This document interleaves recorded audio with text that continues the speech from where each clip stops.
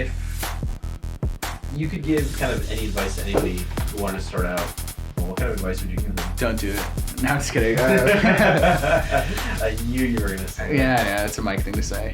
I don't know. If people want to get into esports, I think it's really cool. I think now is the best time to do it.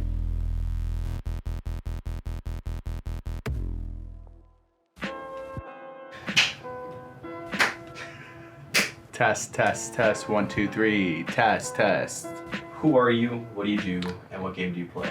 My name is Mike Haze. I am a rapper and also a esports professional. I play Super Smash Bros. Melee for the Nintendo GameCube. So I got started in esports over 10 years ago, so it must have been in 2006. There's like a high school tournament that we had. I was in band, I was a big music nerd, and we hosted a fundraiser tournament. Some people from the community, like the competitive community, showed up. One of them actually ended up being Hugs, who's also my roommate. So it's kind of funny that we live together now. But he went, he showed up and he won, kind of fell in love with the game and the scene. Yeah, from there I just started going to tournaments. Started really small, just like playing with my friends at their house. Started going to a bunch of events. A lot of them were at houses. That's how it was back in the day. Esports now has grown so much, but Smash in particular was super grassroots. I used to TO or organize events from my 2-bedroom apartment at my mom's house when I was like, 17, 18. Should be gone for the weekend, and I would just host some events there. We'd have like 50, 60 people at the house, like it was crazy. So when I first started competing, it wasn't really about being the best or being good at all. It was just kind of, I'm having fun, I'm hanging out with people, and like all my friends are here. And that's what it was for a really long time. Like I wasn't good, right? Like I just kind of played and whatever happened, happened. Like I didn't play with the intention of winning an event or anything. Little by little, I started getting better and I was improving, and then eventually I started taking names, and I kind of realized like this could be something that I can be good at. Like it's more than a social thing for me. From there, I just started getting better and better and started taking it more seriously. One of my first bigger events that I did well at was like an Evo, an Evolution tournament. I think it was, it must have been like 2009 to 2011 somewhere. We got top 3 at it, made a huge upset at the tournament, which is really amazing. That was like one of my breakout tournaments like early on. I think I approach competing in I don't know if it's unique, but in a kind of weird way. Competing's always dope to me, and I love messing somebody up, and I like winning. Who doesn't like winning, right? That's one part of it, but that's not the most important to me. I think for a lot of players, like the most important thing is winning to them.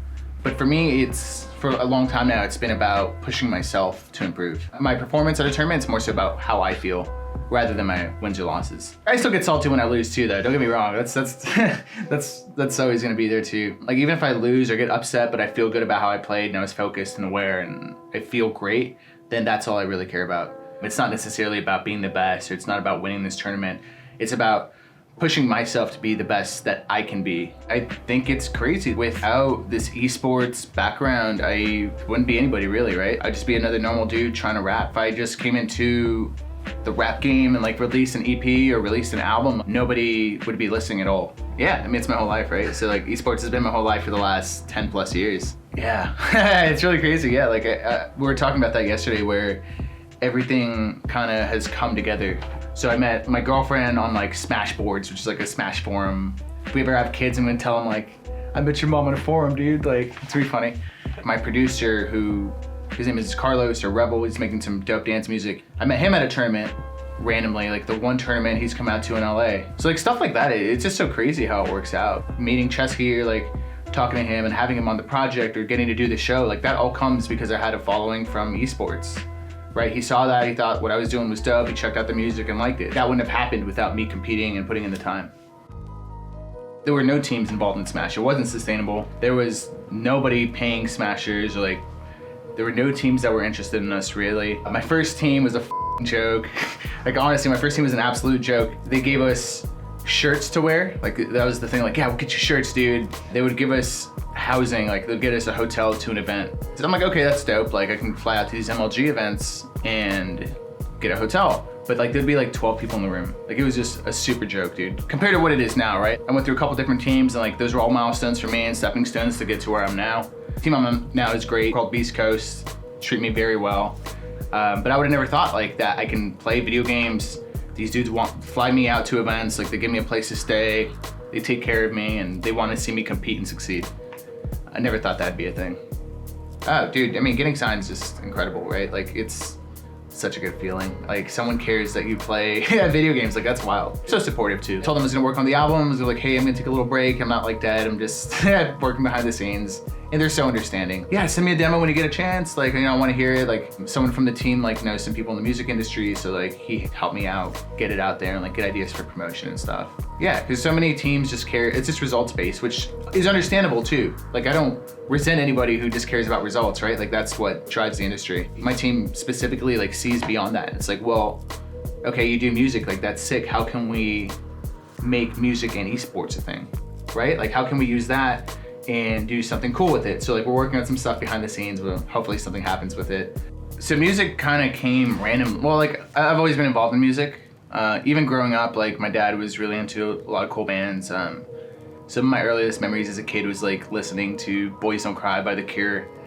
Yeah, I must have been like 3 years old. I remember my dad blasting that probably on cassette. My dad doesn't talk about it, but he has like a Depeche Mode tattoo up here. Throughout my life, I've just always been involved in music. So I was in band for like ever. There's just always something that like drew me to live music and just I guess music as a whole. Like there's energy and especially like punk rock, it's so political and there's something that's always drawn me to that. I was competing, I had a friend who also did a rap. His name is Neo. He was a rapper and like we played the same character in Brawl. So I kind of looked up to him and he was, I don't know, probably 5-6 years older than me. He's like my mentor and I kind of want to be like him. So he was into rap and like I started rapping and trying to get into it, but I didn't take it serious. Eventually I found my way to doing these like fun smash tracks, like these diss track type things. It was really fun. They killed it on numbers, like people love watching them. Me and Chillin' Dude, my other homie, had some beef and shit. We did a couple of live Smash rap battles at SmashCon every year. Like we did it twice, I think. That was really fun. And I think I learned a lot about music, but it didn't leave me fulfilled. That was cool, and like that taught me a lot of lessons and like how I can make music, but then I started looking at the music and hip hop as an art form, which led me to release the EP eventually and now the album. I mean, the show's gonna be really dope. Really excited to perform with Chesky and Evie and Gnome. Chesky in particular is an artist who I have drawn a lot of inspiration from. Like for years, like I'd go to a lot of his shows. He's inspiring, dude. Like he just makes really cool art and it's so brutally honest. So I've listened to music, like good music like that, and I'm like, I should be making stuff like this. Like this is real, this is raw. Like I wanna make stuff like this. Being able to be on a lineup with him and these other dope artists, it's really just kind of a dream come true. When we released the album, I set low expectations just because I know it's not my gaming stuff. You know, I think if I put out a gaming video, like a Smash video, people would be interested, or like a diss track. We're over like 15,000 streams on Spotify already. I don't know about the other platforms, but you know, getting over 15K in a week is insane.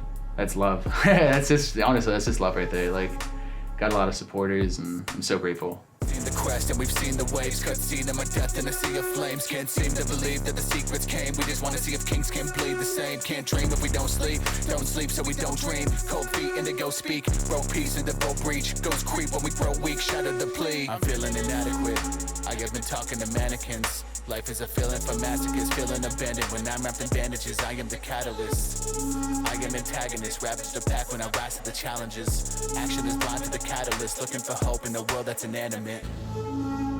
Yeah, if you want to get into esports, like now's the time to do it. I don't think there's been an easier time to make a full-time living off of it. Maybe not a lot easier, but just it's a lot more accessible. But at the same time, it's also very easy to not get noticed. I see both sides of it, but I think like if you have something special, you can really make it happen. Mango, Smash player, always says it's like World of Warcraft, streaming is. You're just kind of starting out and like you're level 1 and you're grinding and now you have 2 viewers and you have 5 and then now you have 10 and 100 and it just keeps growing. It's definitely a gamble though. I think esports is 100% a gamble if you're just starting out and you don't know what you're doing. But I think if you're passionate, you can make anything happen really. Whether it's esports or art, if you have passion for something you do, chase it.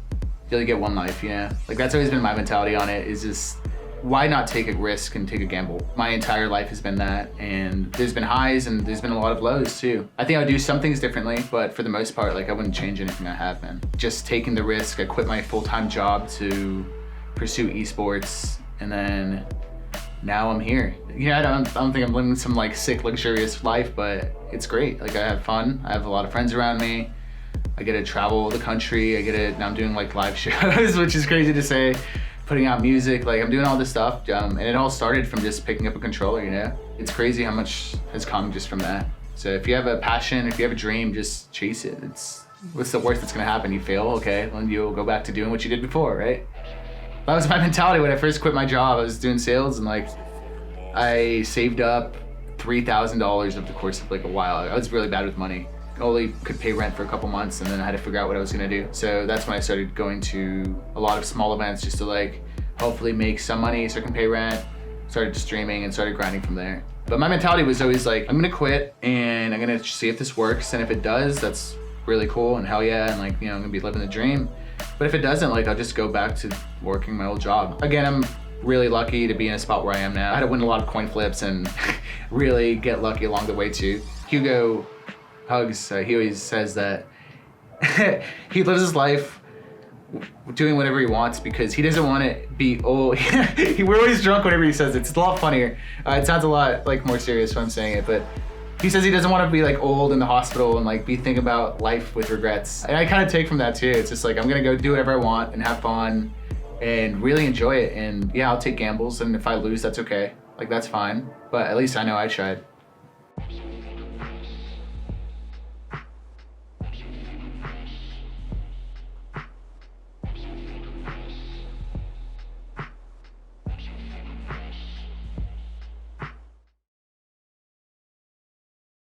Shout out to all my supporters, like everyone out there who helps support the album or like, you know, does anything supportive or like even just favoriting my tweets, like all that stuff adds up. People come to the shows, people bought merch, like anything. Like honestly, thank you all. Shout outs to Lauren, of course, my girlfriend. Like behind every mid-level rapper is a really sick girlfriend somewhere. So thank you to Lauren, and of course Carlos Rebel, doing some dope shit with music. It's my producer. The guy's really sick, and I wouldn't be doing this without him either. Of course, BeastCoast as well. Without being on a team, like, I don't know what I'd be doing. Like that makes it so much more sustainable. So really, yeah, thank you. Thank you, man. Yeah, dude, pleasure.